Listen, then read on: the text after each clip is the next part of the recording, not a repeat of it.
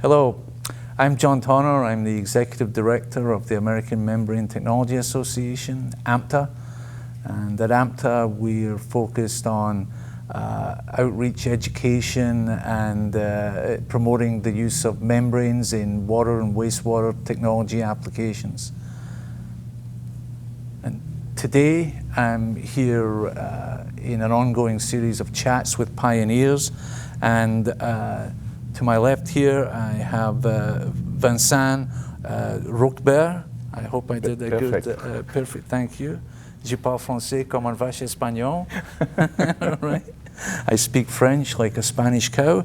And Vincent was with Aquasource, a leading provider of MFUF technology. We're saying, combining the terms today, these days, in Europe, and he was involved in some projects over there, and also led the efforts to introduce that technology to North America.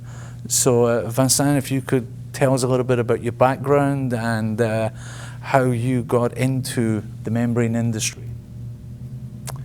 So John, thank you for having me today. It's a great pleasure and honor to participate to these pioneer sessions.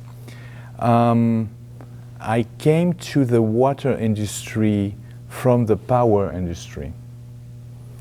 And I came to the water industry when they start using more pipe and pressurized system than gravity flow and granular media filters. When I joined the industry, Aquasource was at the point of designing and building the first large plants in France and in Europe. And they needed someone with a background in pipeline, a pipeline in mechanical engineering more than civil engineering. And that's the reason I joined the adventure. I work on the two first largest UF plant at this time, Lapierre in the south of France, and Vigneux near Paris. Lapierre was initially a 7 MGD UF plant, and Vigneux was a 14.5 MGD plant. What was interesting at this time is that the focus was not only on membrane, but the focus was on reducing TOCs. And so these two plants were very specific with the membrane system, the ultrafiltration system, working in recirculation mode using PAC. This is something that we would not do anymore. This was the beginning of the membrane worldwide, and every effort was made to take the best advantage we could of the technology in order to make it cost competitive, you know, because at this time it was an expensive technology. Then the Aquasource company tried to develop the market outside of France and Europe, and came to the United States. We did several projects, mainly in Texas, in the beginning of the 2000s. You may have heard about the Bexar project in San Antonio. That came, in fact, with the operation, you know, the concession to Suez. And then we had also the Del Rio plant and the Georgetown plant. I think the last largest plant was made in Lake Forest, Illinois. And the interesting part of it is that I had done the Vigneux and the Lapierre plant, you know, as part of Aquasource, and in 1999 I accepted an offer from Corollo Engineers to come and work in the United States. And so I did the design of the Lake Forest plant as an engineer, instead of doing it as the supplier of the equipment. And this gave me a different perspective on the product and on the UF and of the integration of the technology into the water treatment. Right. When you were with Aquasource, it was then Lyonnaise des Eaux du Mai company? Yes, it was at this time it was called, so we were Lyonnaise des Eaux and we were a subsidiary of De Grémont, right, which was basically the engineering arm of Lyonnaise des Eaux at this time. Right. So at that time, actually, we were colleagues. I worked for a Lyonnaise des Eaux subsidiary in Milwaukee, Wisconsin, called Aquachem. And you mentioned that the industry was growing, and part of the growth, I think, was driven by the cryptosporidium outbreak in Milwaukee in 1993. Did you remember, did you see the impacts of that in what was happening both in Europe and maybe even Lake Forest, which is just south of Milwaukee? No, it's a very interesting question, because and histories change, but I can tell you that in the early days, so in the 90s, Aquasource did a project in a very well-known ski resort, Avoriaz, in France. And at this time, we put ultrafiltration because UV was not working very well at this time. And cryptosporidium effectively, at least in Europe, and it was the case also in Lake Forest, was a predominant factor to push UF and MF both in Europe and because UV disinfection in fact came a little bit after. And I mean, I think at the time that you came here, there was some success or visibility of MF, and there was maybe some arguments and perceptions in the industry about is MF and UF, which one is better? And you were definitely coming from Europe, seemed to be more UF. What do you remember about the arguments? Yeah, it was a fun time. We were arguing. So at this time, at least when I was with Aquasource, our main competitor was Memcor. Right. I mean, we all know that. And then X-Flow came from the Netherlands. Right. But yes, with my background, we had this strong preference for UF, because UF is supposedly, removing virus, which is not the case of MF, except that we never found a way to demonstrate, the integrity of the membrane related to the virus. Right. And so after a while, it was a moot point, but originally, in the early 90s, it was a big difference, right, and people were listening to the difference, but it was never proven, and so I mean we were never able to develop an integrity test, that could prove that. So over the years, it disappeared, and when we developed, the membrane guidance manual, it became really clear that MF and UF were basically similar product, at least for what we do, in the water industry, because in the industry, I mean, in the pharmaceutical industry or other industry, they still make the difference between right, UF and MF, but for what we do as water treatment, especially focusing on Giardia and cryptosporidium, right, because the filter they were the same. And another argument also was that, I remember, MF was supposed to filtrate in the thickness of the membrane, where UF was filtrate on the surface. Right. And it was supposed to be better, right. easier to clean. Right.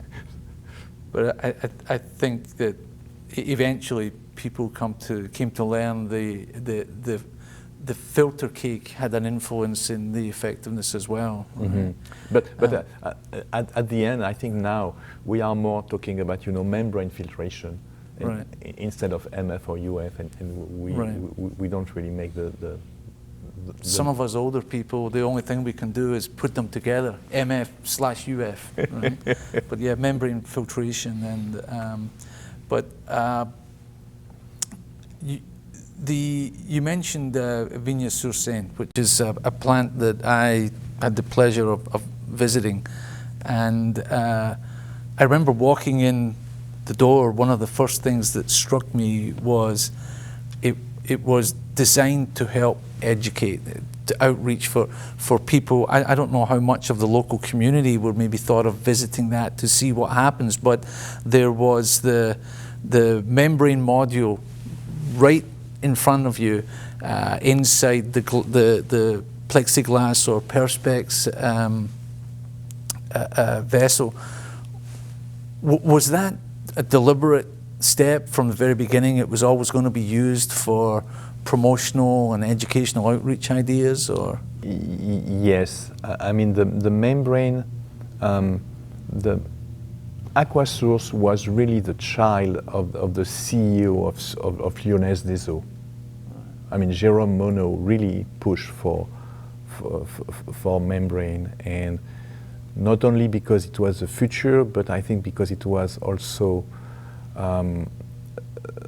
seen as a way to promote the company and how the company was bringing new technology to the market. And so both Vigneux and Lapierre, what is interesting in the design is that the membrane were put in a separate room, and everything was done to minimize the noise around the membrane and to make the experience better for the visitors. So the backwash pump, the feed pumps, everything, every equipment, the CIP, every equipment around the membrane were installed in the basement, far from the eyes, and you would just see the beautiful membrane and the cleanness of the system. I think there was they wanted the public relation people had in mind to really show how clean not only the water but the process was to purify. It was more a concept of purification than just treatment. So in that lobby module, was that purified process water, or was it clean? No, it I remember people trying to tell me that, and I was like, I didn't fall for it. But the Aquasource membrane was an in-out membrane, right? Yes. The fiber, and it was very robust. I was reading recently that one of the first installations is still operating with the same membranes from like 1983 or yes, à Moncourt. Yes, I think it's it's always the same thing. It depending on the application, and I think many of the first applications were on caustic water, so relatively clean water. Many of the first installations were just to simplify the water treatment, and because the big thing also at this time was that the membrane were supposed to replace the full water treatment plant, So for small installation, less than 1 MGD, it makes sense. And many of these plants were designed like that, and they work very well. But some plants were designed as a membrane bioreactor, which was and they work well. it was it was a strong membrane, but I think it was a membrane that was very that had a very good flux capacity. Some of the Vigneux and Lapierre, you know, they run at around 200 liter per meter per meter per hour. LMH. LMH, yes. Sorry, I am thinking in GFD. And so they were pretty high flux, but in terms of the material itself, I think some of the materials that are used now are mechanically stronger, even if their flux capacity is definitely lower. And at this time, it was effectively flux was important in order to make the. You have to realize that it's a time where we didn't really look at the integrity of the membrane, because the integrity was supposed to be as good as the integrity of a sand filter. So it was a non-issue, and the integrity was basically checked by turbidity. But once we look at integrity, you know, with integrity test with pressurized air, then I think things started being different, and giving the prevalence to some other material, in fact, that were stronger. In your time there, was there much change in the membrane, or any change in the fiber, or significant changes in the operating conditions, like the backwash flow rates and things like that? Did that change a lot? One of the main changes was we were trying to pack as much membrane as possible in a module. So, for example, we went from a module that was 55 square meter in membrane, and with the same module, they put, if I remember correctly, 72 square meter of membrane. And then they went to a larger membrane. The initial module were 250 millimeters diameter, 10 inch, and they went to a 14 inch, 350 millimeters. The concept was to put as much membrane as possible in the same vessel in order to minimize the cost of the module. Right. So that was the thinking at this time. And the last membrane project, Aquasource project, like Lake Forest, were built around the larger modules. And had the backwash flow rates and periods and things changed much? Did that affect the? No. What changed is the CIP product change. Originally, the membrane were clean with a surfactant. You know, the same way that Memco had specific MEMClean project, I believe. Aquasource had also specific project. I think initially people were thinking about having proprietary system. And on the business side, they were thinking about membrane replacement, chemical cleaning being part of the offer. But over the years, so the surfactant were abandoned, and we went back to a regular chemical, you know, that are used this day. I mean, citric acid, caustic soda, sodium hypochlorite to clean the membrane. So that was one of the main. I know that so the Aquasource membrane was cellulose acetate, pretty well known, in fact, in the RO world. But they look into going polyether sulfone, but it never materialized.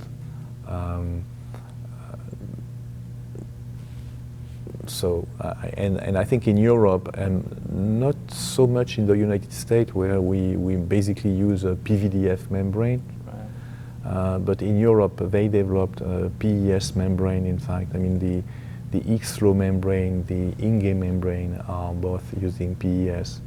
So, but the development, I think it was a business decision that was made by Suez to basically starting using product that were already available rather than developing their own membrane, you know.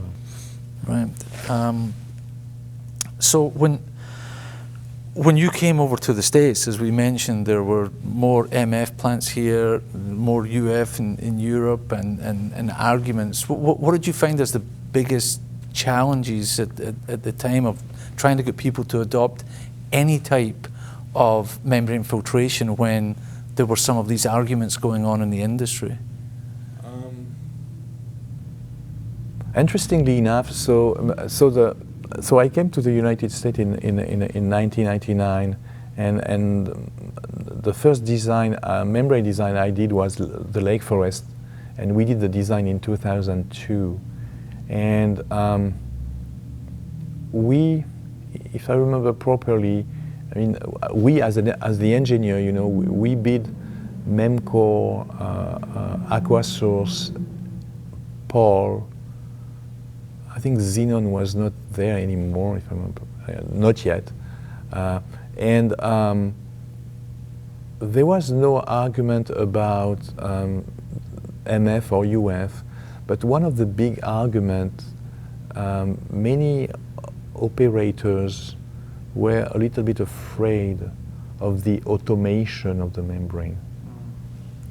And so when we designed the Lake Forest plant, we were to some extent obliged to tell them that yes, they would have a manual operation mode. As manual as we can be, you know. Right. But no, people were really afraid that the system was really automatic, more than it was effectively, you know. They were afraid that the system would manage the number of units in operation and everything, and it was a big deal. People were concerned about that.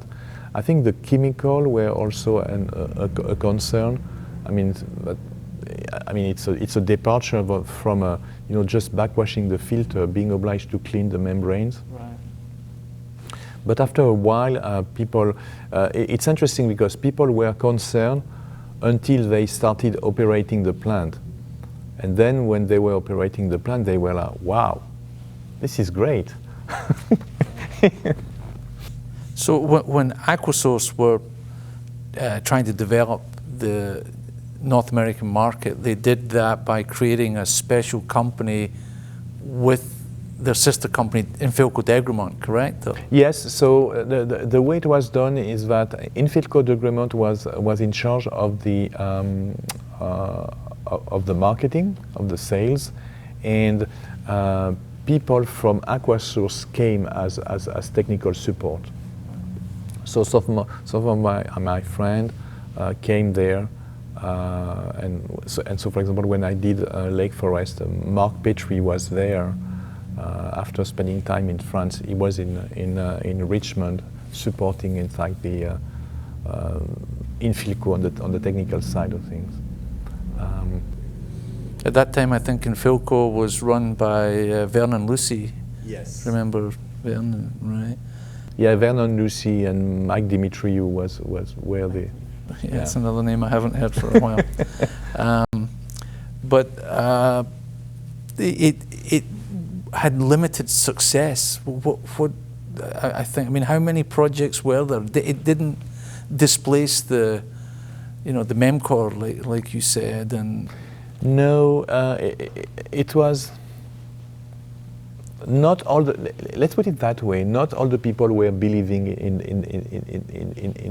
the membrane, and I think it's a good lesson learned.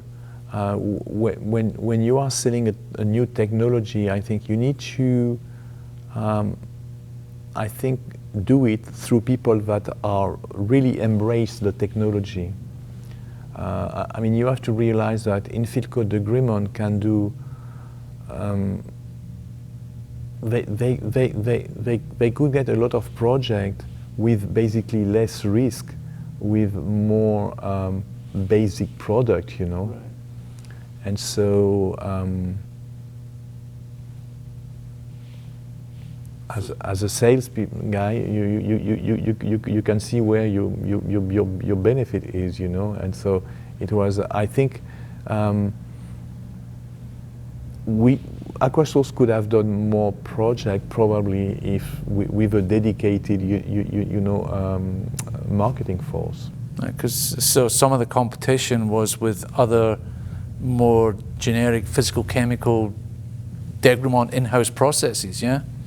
Yeah, that's a challenge to overcome. Vincent, over the years, Aquasource and even afterwards, you must have worked with a number of key people there.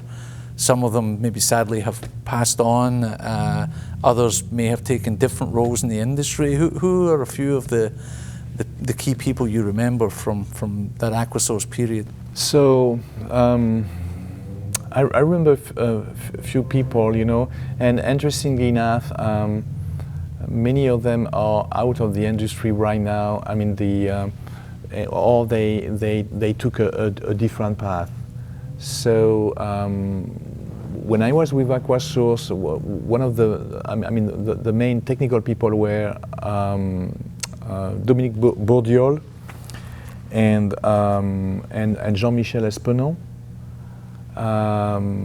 Bourdiol is retired now, and Jean-Michel Espenant has created his own company and developed a PES membrane. Membrane is called Polymem. Oh. Yeah. I also work with Mark Petrie, I mentioned before. Mark was with Infilco, supporting the sales of the Aquasource system when I was with Corollo Engineer and when I designed the Lake Forest plant, so I worked with him. Denis Vial also, that unfortunately passed away several years ago, was with Infilco supporting. So these are, and then Mike Dimitriou, you know, was really leading, in fact, the marketing effort for Infilco, and was also instrumental at this time. So I think that's the people I remember from my time at Aquasource and from my time working with Aquasource.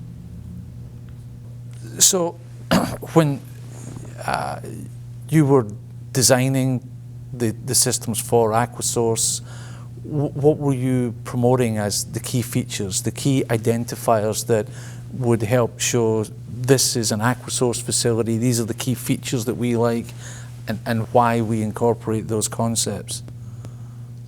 So the first thing was to make the system as compact as possible. Footprint was a big driver at this time, and many systems were compared on their footprint benefit.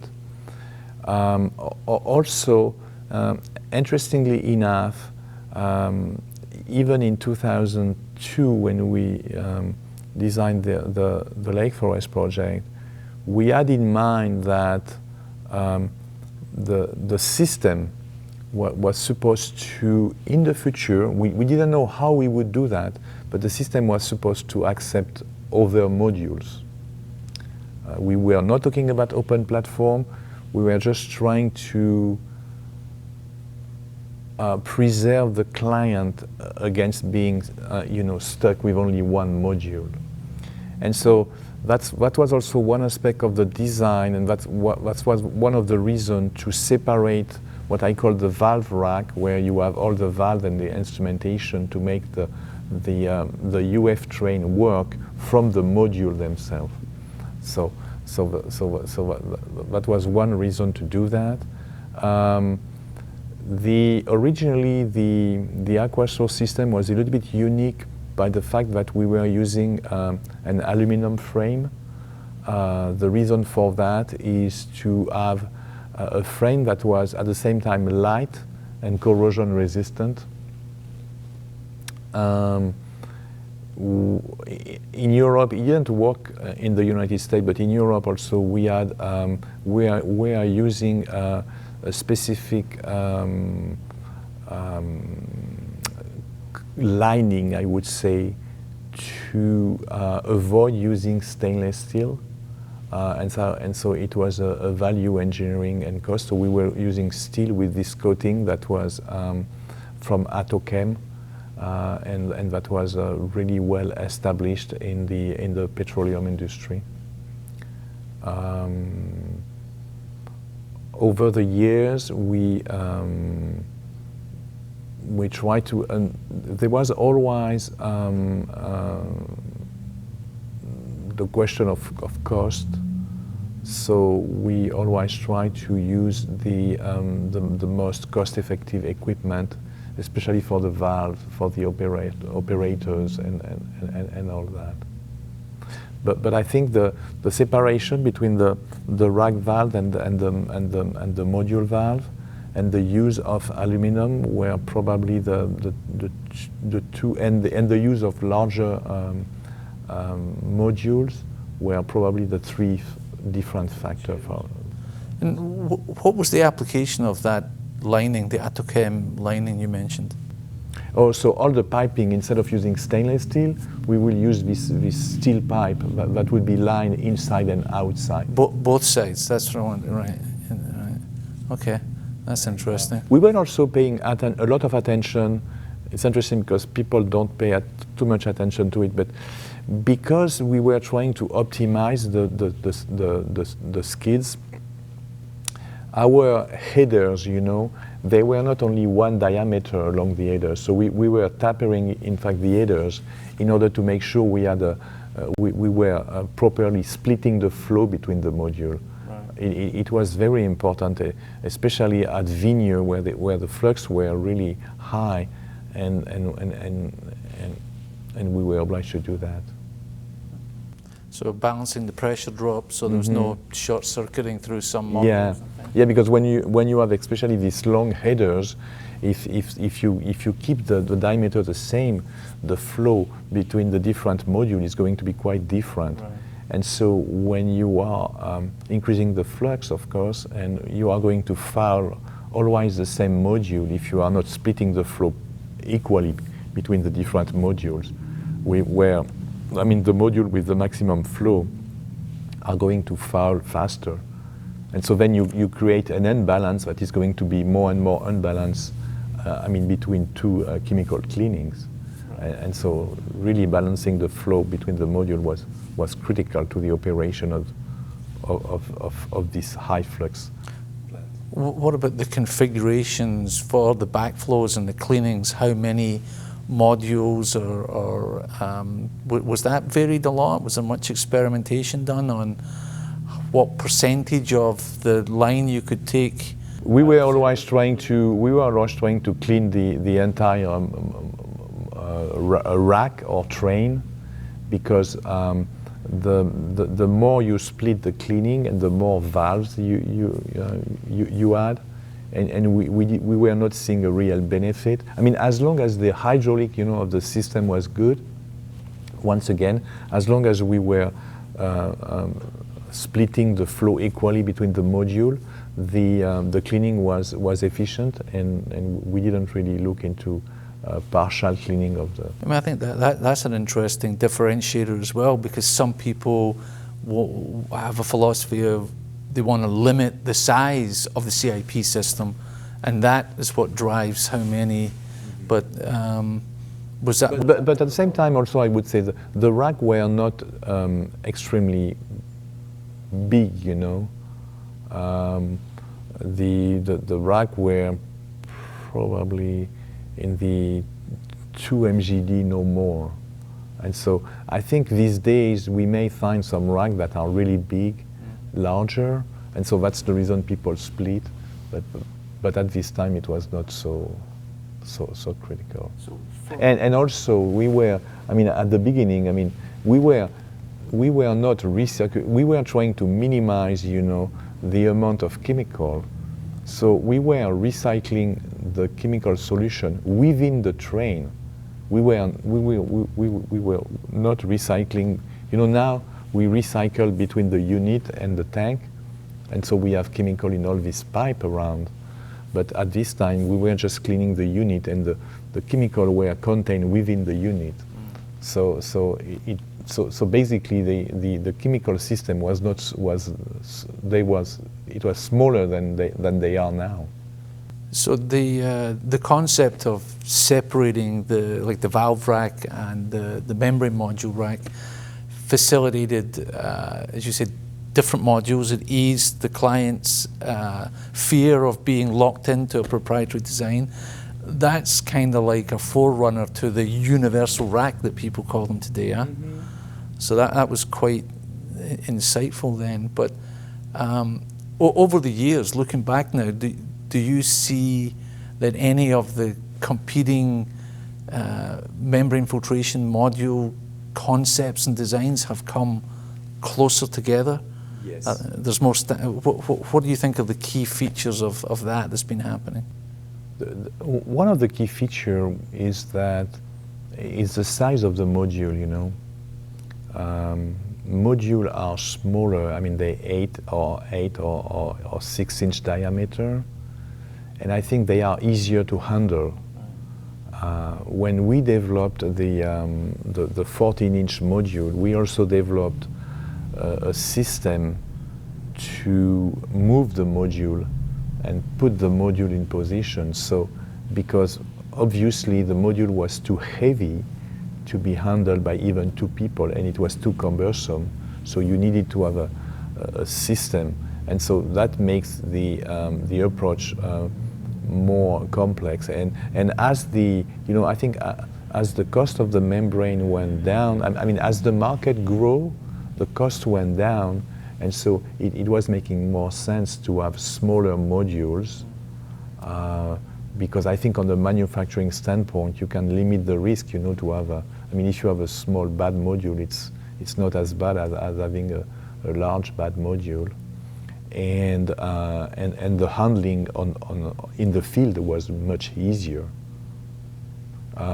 Then also, I'm still not convinced here, but I think we also, especially in the US, the outside-in configuration basically won against the inside-out. It's interesting because, again, hydraulically speaking, the inside, I'm still convinced that this inside-out is better, as long as you can make it work, okay, because it's basically easier to backwash. I mean, when you have outside-in, you still have some accumulation of module, of basically contaminant and dirt and whatever is in the water on the outside of the fiber, to the point that some people now, we are flushing the module in order to get this thing outside of the module, where the concept originally of the inside out was to basically make sure that we could get rid of all what was captured by the membrane, and everything that was captured was inside the hollow fiber, and that was easier to backwash. It's like the same approach is used on shell and tube heat exchangers. Mm-hmm. You put the dirty stuff in the tube. Exactly. And so that was the concept, but I mean the industry went different, and I can see that it's also I think the dead end mode and all this contribute to the and people were, I think there was it's also a marketing thing. I think people on the outside in, they were better at convince the client that was the way to go. Right. Yeah, and there was the whole corresponding argument to what the real flux was, mm-hmm. because the area is so different, right? Mm-hmm. Yeah, I'm sure there was a lot of people got hoodwinked by some of those marketing people. So, looking back, starting with your experiences with Aquasource, and then, as you said, you were with Carollo and now Brown and Caldwell. What do you see as the key milestones in the technology of membrane filtration over that period, and any new trends that you predict are happening right now? So the first thing was, and I believe I mentioned that before, originally the concept was that the membrane, whatever it was, ultrafiltration or microfiltration, was going to really be a revolution in the way we treated water treatment, and the membrane was going to really replace the entire full conventional water treatment plant. And over the year, we found that it was not the case. I think these days, the membrane filtration system are really integrated as an element of the full treatment, whatever it's on the water side or on the water reuse side. I think that's definitely a trend. The membrane is a tool in the box. It is at this point the best tool to protect the arrow. This is the reason why we find it in, I believe at this time, all the advanced water treatment plant. This is not going to stop. One thing that I think may come over the year, it was done originally, it was the development of a very loose MF. If we look historically, there was a plant, and I don't know if there are any other plant that did that, but historically there's a plant that was operated by Veolia. It's called Mairie-sur-Oise, and it was a water treatment plant. And they had a full conventional plant, and they had nanofiltration downstream. And in order to protect the nanofiltration, they had this pole system, and they were filters at 1 micron. So they were loose microfiltration. And honestly, I tried to find them in the US and I couldn't find them. But I think, depending on what we are looking for, this loose MF could be a way to basically have a more cost-effective membrane filtration system. One thing that is happening, and so the second thing is the open platform.